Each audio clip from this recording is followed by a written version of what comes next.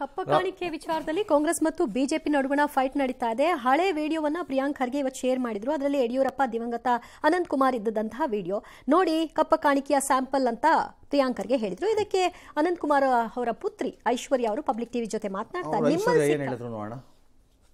7 ಕೋಟಿ ಜನ ಸೇರಿ ನಿಮ್ಗೆ ಆಯ್ಕೆ ಮಾಡಿದ್ದಾರೆ, ನಿಮ್ಗೊಂದು ಸ್ಥಾನ ಸಿಕ್ಕಿದೆ ಅಂತ ಏನೋ ಒಂದು ಮುದ್ದೆಗಳನ್ನ ತಗೊಂಡು ಮುಂದೆ ಹೋಗೋದು ಸರಿನಾ? ಸಿಎಂ ಅವರ PS ಡೈರಿ ಸಿಕ್ಕಿತ್ತು. ಆ ಡೈರಿಯಲ್ಲಿ ಕಾಂಗ್ರೆಸ್ ಹೈಕಮಾಂಡ್ ಅವರ ಇನಿಷಿಯಲ್ಸ್ ಬರ್ದಿತ್ತು, ಅಲ್ಲಿ ಅಮೌಂಟ್ಗಳನ್ನ ಬರ್ದಿದ್ರು, ಅದ್ರ ಬಗ್ಗೆ ಮಾತನಾಡಿತಾ ಇತ್ತು. ಅದನ್ನ ನೀವು ತಿರುಚಿ ಜನರ ಮುಂದೆ ಇಡ್ತಾ ಇದ್ದೀರಾ. ನಾರಾ ಲೋಕೇಶ್ ಅಂತ ಇನ್ವೆಸ್ಟ್ಮೆಂಟ್ ಜಾಸ್ತಿ ಬರ್ಲಿ ಅಂತ ಎವ್ರಿ ಡೇ ಒಂದು ಪ್ರಯತ್ನ ಮಾಡ್ತಾ ಇದ್ದಾರೆ. ನಮ್ಮ IT-BT ಮಿನಿಸ್ಟರ್ ಏನ್ ಮಾಡ್ತಾ ಇದ್ದಾರೆ, ನಮಗೆಲ್ಲರಿಗೂ ಬೇಜಾರಾಗುತ್ತೆ. ಓಹೋ, ಯಾವುದು ಕಾನ್ಸ್ಟಿಟ್ಯೂಯನ್ಸಿ ರೆಡಿ ಮಾಡಬಹುದು ಏನ್ಯಾ? ಓಕೆ, ರಾಷ್ಟ್ರಪತಿ ನನಗೆ ಪ್ರಿಯಾಂಕ್ ಖರ್ಗೆ ಲಾಜಿಕಲಿ ಮತ್ತು ಸೈದ್ಧಾಂತಿಕವಾಗಿ ಪ್ರಶ್ನೆಗಳನ್ನು ಕೇಳೋದು ನಂಗೆ ತಪ್ಪು ಅನಿಸೇ ಇಲ್ಲ, ತಪ್ಪಲ್ಲ, ಇನ್ಕ್ಲೂಡಿಂಗ್ RSS. ಆದರೆ ಅದನ್ನು ವೈಯಕ್ತಿಕ ತೇಜೋವಧೆ ಅಥವಾ ವೈಯಕ್ತಿಕ ಅಜೆಂಡಾ ಮಾಡಿಕೊಂಡು ಇಲ್ಲಾಜಿಕಲ್ ಲೆವೆಲ್ಸ್ಗೆ ಅದನ್ನು ತಗೊಂಡು ಹೋಗಿ ಆ ಮೂಲಕ ಇನ್ನೊಬ್ಬರಿಗೆ ನೀವು ಸಮಾಜ ಒಡಿತಿದ್ದೀರಿ ಅಂತ ಹೇಳಿಕೊಂಡು ನೀವು ಸಮಾಜ ಒಡೆಯೋ ಕೆಲಸ ಮಾಡಿದ್ರೆ ಅದನ್ನು ಯಾಕೆ ಒಪ್ಪಬೇಕು ಅನ್ನೋದು ನನ್ನ ಪ್ರಶ್ನೆ. ಅಷ್ಟೇ, ನೀವು ಮಾಡ್ತಿರೋದನ್ನು ಗಮನಿಸಿ ಅಷ್ಟೇ.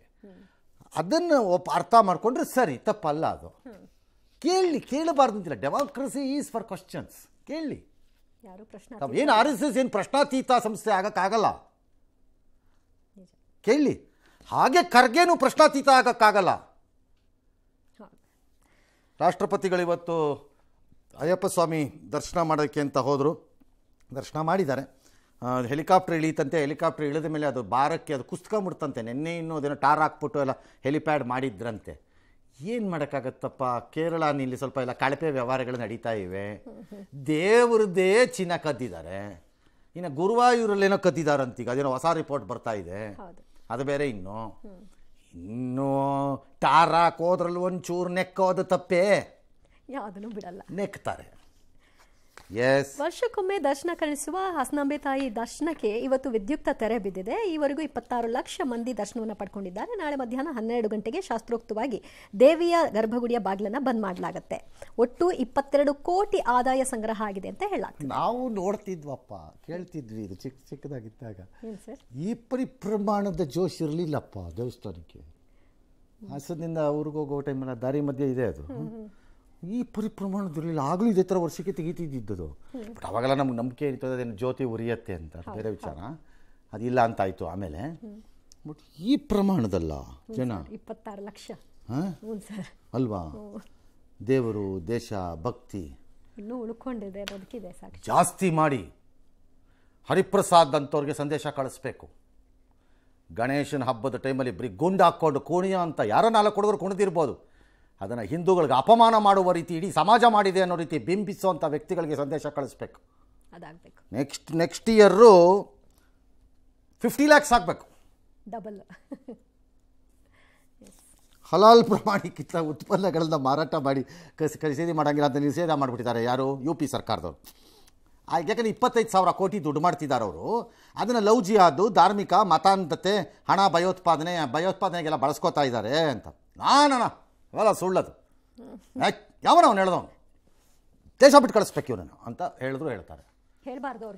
ಹೇಳೋಂಗಿಲ್ಲ, ಮಾತಾಡೋಂಗಿಲ್ಲ. ಏನು ಮಾತಾಡ್ತಿದ್ದೀರಿ? ಮೂಲದ ಬಗ್ಗೆ ನೀವು ಈ ದೇಶದ ಮೂಲದ ಬಗ್ಗೆ ಮಾತನಾಡ್ತಾ ಇರೋದು. ಮೂಲ ಅಂತಾರೆ. ಬೇಕಾರೆ ಅವ್ರು ಹೇಳಿದ್ದಾರೆ ಅವೆಲ್ಲ ಇಲ್ಲ, ಮಾರಂಗಿಲ್ಲ ಅಂದ್ರೆ ಮಾರಂಗಿಲ್ಲ ಅಷ್ಟೇ ಅಂತ. ಆ ಬೊಮ್ಮಾಯಿ ಸರ್ಕಾರ ಎಂಬ ಗನಂದಾರಿ ಸರ್ಕಾರ ಒಂದು ಇದ್ದಾಗ ಬಡ್ಕೊಂಡ್ವಿ ನಾವು. ಬೇಕಿದ್ದವ್ರಿಗೆ ಹಲಾಲ್ದನ್ನು ಹಾಕ್ಕೊಡ್ಲಿ ಆ ಪ್ರಾಡಕ್ಟ್ನವರು, ತಪ್ಪಲ್ಲ. ಅವ್ರಿಗೆ ಬೇಕಿದ್ದರೆ ಕಂಡಿದ್ದಕ್ಕೆಲ್ಲ ಹಲಾಲ್ ಹಾಕೋದನ್ನು ತೆಗೆಸಿ ಒಂದು ಖಾಸಗಿ ಸಂಸ್ಥೆ how can it certify everything ಅಂತ ನಾವು ಎಷ್ಟು ಹೇಳಿದ್ರು. ಚಾಕ್ಲೇಟ್ ತಿಂತಾ ಇದ್ರು ಅವತ್ತು ಚೀಫ್ ಮಿನಿಸ್ಟ್ರು. ಬಿಹಾರ ವಿಧಾನಸಭಾ ಚುನಾವಣೆಯಲ್ಲಿ ಮಹಾಗಠಬಂಧನ್ ಸೀಟು ಹಂಚಿಕೆ ಇನ್ನೂ ಬಿಕ್ಕಟ್ಟು ಮುಂದುವರೆದಿದೆ. ತೇಜಸ್ವಿ ಯಾದವ್ ಅವರು ಈಗ ಒಂದಷ್ಟು ಯೋಜನೆಗಳನ್ನ ಘೋಷಣೆ ಮಾಡಿದ್ದಾರೆ. ಅದು ನೋಡಬೇಕು ಅವರು ಗೆದ್ದ ಮೇಲೆ ಏನು ಮಾಡ್ತಾರೆ ಅಂತ. ಸದ್ಯ ಮಾಂಜಿಗೆ ಟಿಕೆಟ್ ಕೊಡ್ತೀವಿ ಅಂದರೆ ಮಾಂಜಿ ಅವರ ಪುತ್ರನಿಗೆ ಟಿಕೆಟ್ ಕೊಡ್ತೀವಿ ಅಂತ ಕಾಂಗ್ರೆಸ್ ಹೇಳಿತ್ತು, ಅವರಿಗೀಗ ನಿರಾಸೆ. ಜೀನಿ ಸ್ಲಿಮ್ ರೆಫರ್ ಮಾಡ್ಬೇಕಾದ್ರೆ ಕಾರಣ ಏನಂದ್ರೆ ವೇಟ್ ಲಾಸ್ ಸಲುವಾಗಿ ನನ್ ಬಾಳ ಜನ ಕೇಳಿದ್ರು. ಫಸ್ಟ್ ನಾನ್ ತಗೊಂಡು ನನಗೆ ರಿಸಲ್ಟ್ ಬಂದ್ಮೇಲೆ ಆಮೇಲೆ ನಾನು ಜೀನಿ ಸ್ಲಿಮ್ ಇನ್ನೊಬ್ಬರಿಗೆ ಪ್ರಿಪೇರ್ ಮಾಡಿದ್. ಸುಸ್ತಾಗೋದು ಕಡಿಮೆ ಆಯ್ತು, ವೀಕ್ನೆಸ್ ಅದು ಏನೂ ಇಲ್ಲ, ಪೂರಾ ಹೆಲ್ದಿ ಅದೇನೆ. ವೇಟ್ ಜಾಸ್ತಿ ಇರೋರಲ್ಲಿ ಏನೇ ಡೌಟ್ ಇಲ್ಲದೆ 100% ಬಳಸಬಹುದು. ಪ್ರತಿದಿನ ನಮ್ಮ ಜೀನಿ ಸ್ಲಿಮ್ ನ ಯೂಸ್ ಮಾಡಿ ಯಾವುದೇ ಸೈಡ್ ಎಫೆಕ್ಟ್ ಇಲ್ದಂಗೆ ನೀವು ಸಣ್ಣ ಆಗ್ತೀರಾ. ದೀಪಾವಳಿಲಿ ಕೇರ್ಫುಲ್ ಆಗಿರಿ ಅಂದರೆ ಇರಲ್ಲ, ಏನೂ ಮಾಡೋಕ್ಕಾಗಲ್ಲ. ಈಗ ಅನುಭವಿಸ್ಬೇಕಷ್ಟೇ. 2 ದಿನಕ್ಕೆ 130ಕ್ಕೂ ಹೆಚ್ಚು ಜನರ ಕಣ್ಣಿಗೆ ಹಾನಿಯಾಗಿದೆ. ಹಲವು ಆಸ್ಪತ್ರೆಗಳಲ್ಲಿ ಚಿಕಿತ್ಸೆಯನ್ನು ಪಡೀತಾ ಇದ್ದಾರೆ. ಕೆಲವು ಮಕ್ಕಳಿಗೆ ದೃಷ್ಟಿ ಹೋಗ್ಬೋದು ಅಂತ ಹೇಳ್ತಿದ್ದಾರೆ. ಚಿಕ್ಕಬಳ್ಳಾಪುರ ಮೂಲದ ಬಾಲಕಿ ಒಂದಕ್ಕಿಂತ ಶಸ್ತ್ರಚಿಕಿತ್ಸೆ ಮಾಡ್ತಿದ್ದಾರಂತೆ. ಒಟ್ಟಲ್ಲಿ ಅಲ್ಟಿಮೇಟ್ಲಿ ಒಂದು 130 ಜನಕ್ಕೆ ಹಾನಿಯಾಗಿದೆ. ಇನ್ನು ಅಮೆರಿಕದ ಅಧ್ಯಕ್ಷ ಡೊನಾಲ್ಡ್ ಟ್ರಂಪ್ ಶ್ವೇತಭವನದಲ್ಲಿ ದೀಪಾವಳಿ ಆಚರಿಸಿದ್ದಾರೆ. ದೀಪಾವಳಿ ಆಚರಿಸೋದು ಅಂದರೆ ಏನಿಲ್ಲ, ಅವರು ಏನು ಸುಸುರುಬತ್ತಿ ಹತ್ತಿಸ್ತಾರಾ? ಎಂಥದ್ದು ಇಲ್ಲ. ಅಲ್ಲೊಂದು ದೀಪ ಹತ್ತಿಸಿದ್ದಾರೆ, ಆಯಿತು, ದೀಪ. ಅದಾದಮೇಲೆ ಎಂದಿನಂತೆ ಬುರುಡೆ ಬಿಟ್ಟಿದ್ದಾರೆ ಅವರು. ತರಾವರಿ ಬುರುಡೆಗಳನ್ನು ಬಿಟ್ಕೊಂಡಿದ್ದಾರೆ. ಆದರೆ ಈ ಸರಿ ಬದಲಾಗಿದ್ದಾರೆ. ಅವರು ಬ್ಯಾನ್ ಮಾಡಿಬಿಡ್ತೀನಿ ಇಂಡಿಯಾನ, ಅಷ್ಟೇ 100% ಹಾಕ್ಬಿಡ್ತೀನಿ. ಆಮೇಲೆ ಇಲ್ಲ, ಮೋದಿ ತೊಗೊಳ್ಳಲ್ಲ ಅಂತ ಹೇಳಿದ್ದಾರೆ ಆಯಿಲ್. ಆಮೇಲೆ ನಿಲ್ಲಿಸೇ ಬಿಡ್ತೀನಿ ಅಂತ ಹೇಳಿದ್ದಾರೆ. ಆಮೇಲೆ ಇವತ್ತು ಕಡಿಮೆ ಮಾಡ್ತೀನಿ ಆದಷ್ಟು ಅಂತ ಹೇಳಿದ್ದಾರೆ. ಮೋದಿ ಅವರು ಹೂ ಅಂದಿದ್ದಾರೆ ಸರ್. ಹೂ ಅಂತಿದ್ದಾರೆ. ಮೋದಿ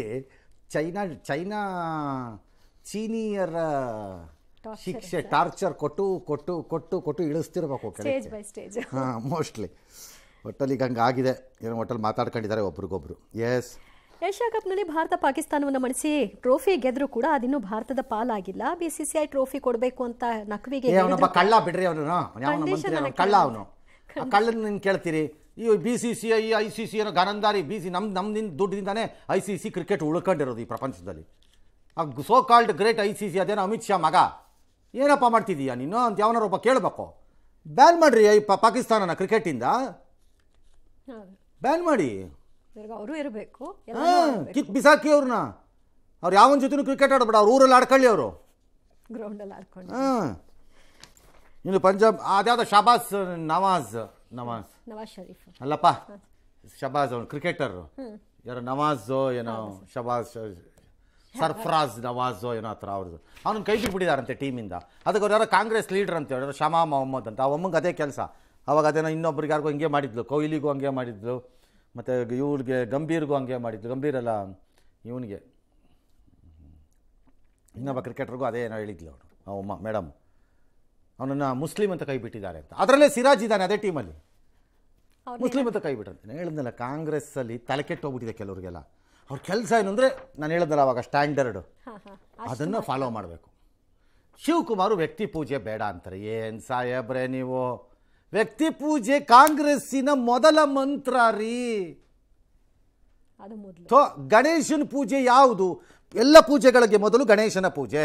ಹಾಗೆ ಕಾಂಗ್ರೆಸ್ನಲ್ಲಿ ವ್ಯಕ್ತಿ ಪೂಜೆ ಮೊದಲ ಪೂಜೆ. ವ್ಯಕ್ತಿ ಪೂಜೆ ಇಲ್ದಿದ್ರೆ ಕಾಂಗ್ರೆಸ್ಸಲ್ಲಿ ಡಮಾರ್ ಅವನು ಸತ್ತ. ಎಸ್. ಪಂಜಾಬ್ ನ್ಯಾಷನಲ್ ಬ್ಯಾಂಕ್ ಹಗರಣದಲ್ಲಿ 13,000 ಕೋಟಿ ವಂಚನೆ ಆರೋಪಿಯಾಗಿರುವ ವಜದ ವ್ಯಾಪಾರಿ ಮೆಹುಲ್ ಚೋಕ್ಸಿಯನ್ನು ಭಾರತಕ್ಕೆ ಹಸ್ತಾಂತರ ಮಾಡಲಿಕ್ಕೆ ಬೆಲ್ಜಿಯಂ ಕೋರ್ಟ್ ಸಮ್ಮತಿಸಿದೆ. ಈ ಬೆನ್ನಲ್ಲೇ ಮುಂಬೈನ ಆರ್ಥರ್ ರೋಡ್ ಜೈಲ್ ಸಜ್ಜಾಗಿದೆ. ಒಳಾಂಗಣದ ಫೋಟೋವನ್ನು ಕೂಡ ವೈರಲ್ ಆಗಿದೆ. TV, western toilet, washroom, passage, ಸೊಳ್ಳೆ ಪರದೆ, ಟ್ಯೂಬ್ಲೈಟು, ಸೀಲಿಂಗ್ ಫ್ಯಾನು, CCTV ಎಲ್ಲ ಇದೆಯಂತಪ್ಪ. ಕಾಸು ಹೊಡೆದ್ರು ಹಿಂಗೆ ಹೊಡೆದು ಒಳಗೆ ಹೋಗ್ಬೇಕಪ್ಪ ನೀಟಾಗಿ. ಪಾಪ ದರ್ಶನ್, ಒಂದು ಹಾಸಿಗೆ ಒಂದು ಎಂಬು ಕೊಡಲ್ಲ ಅಂತೀರಿ. ಕಳ್ಳ ಇವನು. 13,000 ಕೋಟಿ ತಿಂದಿರೋ ಅಂಥ ಕಂತ್ರಿಗೆ ಇವೆಲ್ಲ ಕೊಡ್ಬೇಕಂತೆ ಜೈಲಲ್ಲಿ. ಅದನ್ನು ಕೋರ್ಟ್ ಮುಂದೆ ಇಟ್ಟಿದ್ದಲ್ಲ ಸರ್, ಅದೇ ಹೇಳಿದ್ದು ಇದೆಲ್ಲ ಕೊಡ್ಬೇಕಂತೆ. ದಾರಿಲಿ ಬರ್ತಾ ಅಲ್ಲೇ ವಿಮಾನದನ್ನು ಸ್ವಲ್ಪ ಕೆಳಗೆ ಇಳಿಸ್ಬಿಟ್ಟು ಬಾಗಿಲು ತೆಗೆದ್ಬಿಟ್ಟು ಕೆಳಗೆ ತಳ್ಳೋದು ಬಿಟ್ಬಿಟ್ಟು ಇವನು ಕರ್ಕೊಂಬೇರೆ ಬರ್ರಿ, ಕೆಲಸವಿಲ್ಲ.